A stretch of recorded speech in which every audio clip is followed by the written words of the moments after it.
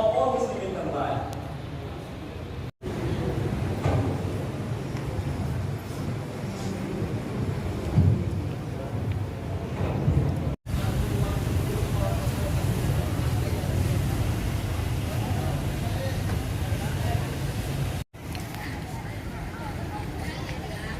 ये है जी माशाल्लाह मस्जिद सीम रीप में।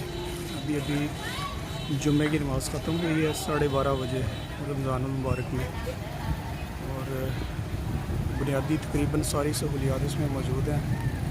मरकज़ के बिल्कुल पास है। नाइट मार्केट पब स्ट्रीट के क्लोज़ है और काफ़ी बड़ी मस्जिद है माशाल्लाह। 12:30 बजे जुम्मे की नमाज़ होती है।